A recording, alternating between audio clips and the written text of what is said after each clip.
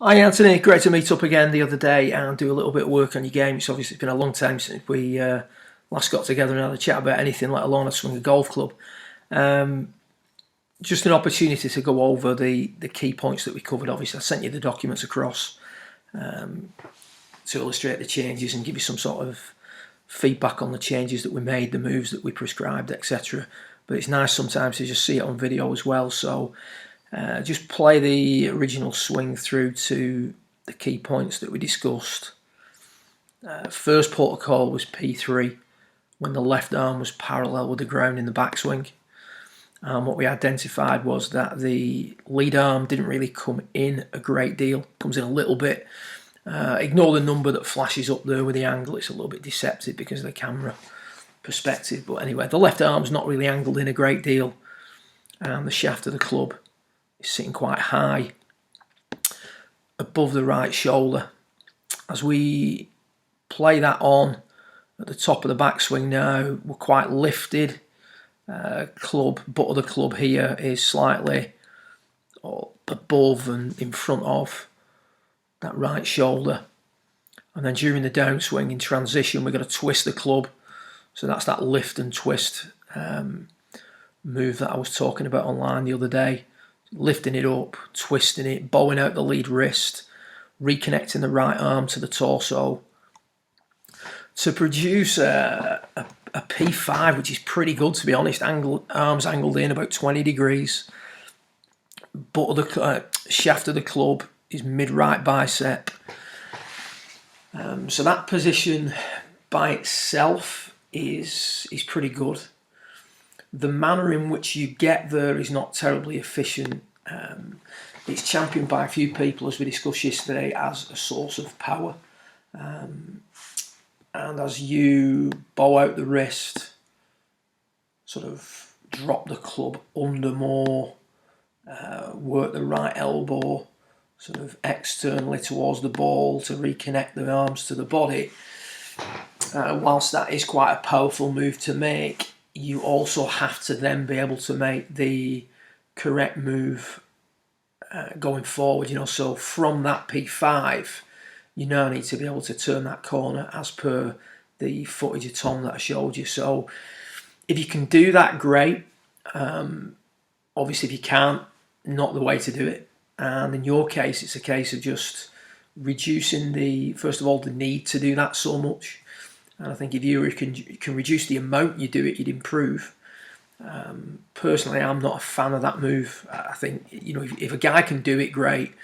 But I think some guys, without playing a lot, without being, young and like a piece of elastic, that move for me is quite a tricky move to do, and I see it causing more harm than good in a lot of players.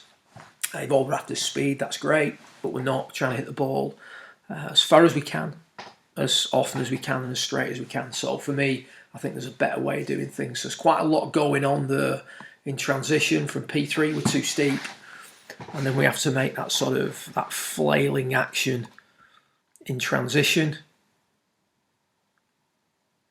Club starts to drop behind us. The body now feels like it's got to stop to allow the club to then catch up. So you can see that bit as a swing. Body's not really doing a great deal. Right wrist starts to sort of lose its side bend. Lead wrist starts to flex. Lets the club catch up with the body. And then, as you rightly said, impact, your description was that it looks a little bit dead at impact. And I would agree, it's sort of from there, it's a sort of flash at it with the hands, exits pretty high, body again's not done a great deal. And they're the sort of things what we want to tidy up in your swing, really. So if we go back to P3 first, the session really started off with us talking about matching the left arm with the shaft that's on the ground. The shaft that's on the ground is angled inwards about 40 degrees. 46, not a bad guess, we're out of the range. And we're trying to get this left arm to be angled in the same amount when we take the club back. When we do that, the club now is setting on the base of the right bicep. The playing references that we use, which is hand playing and elbow playing, which I've no doubt we'll touch on in subsequent sessions. If the shaft of the club is on the base of the right bicep, by the time it gets to P3, we're tracing the playing lines and we're transitioning from hand playing to elbow playing at the correct time in the swing. So I'm quite happy with that position that you're in there. At the top of the backswing, there's more inward being applied, a little bit less lifting, or considerably less lifting. And the difference in the two backswings, I'm just going to play this one back, get you to P4. The difference in the two P4s there is pretty remarkable, really, in a relatively short space of time, with quite a simple instruction, which is to get the left arm at P3, matching the cane that's on the floor. So we're swinging in a circle on a tilted angle, rather than lifting the arms off that circle and then having to, in transition, put them onto the arc again, if you will, as per the old swing. You know where that club needs to be. That's what makes you a good player. You do a pretty good job on that one of doing it, but you can see where under pressure or with a lack of practice that could start to break down. That move is just a lot simpler. The position you're in is very similar, in that the shaft of the club is sort of mid-right bicep. So again, we're sort of on plane. The manner in which you get there is different. Obviously, you've gone from very upright to shallow. Here we're just on a more consistent plane, and we can see that the shoulders are on a much more tilted angle at this point. Right shoulder not dropping back, like we said. You've got to externally rotate the right elbow and internally rotate the right shoulder to make the old move work. Whereas here, everything's just working in a simpler manner. Shoulders are still turning on a tilted angle. Right elbow is in a much better position. It's not getting sort of, flung out in front of you a little bit too much as the club drops behind you. So for me, that's just a simpler move. As you're coming into impact, the feeling now is to, and this is what we put the bar at the side of you, is to just open up through the hip, to keep the chest moving. And the goal is to miss the bar, keep the arms beneath the bar. As you keep the arms beneath the bar, that obviously lowers the exit. As the exit lowers, so that's the task, obviously, keep the arms beneath the bar. The exit is being lowered by two things. You're controlling the trajectory of the hands and arms, so you're not allowing the arms to get flung off the torso. And you're also keeping the chest moving. Judging by what you were saying, keeping that sternum or that chest moving through the hip was a key feel for you. And you can see as you go through now, as the hands become visible. I'm just going to match the one on the left up to it. So just as the hands become visible, we're starting to see some really nice changes in regards to, the amount that the lower body is unwound through the ball. The body has to keep turning. When you're younger and more flexible, you can really turn the hips and keep the shoulders square at impact.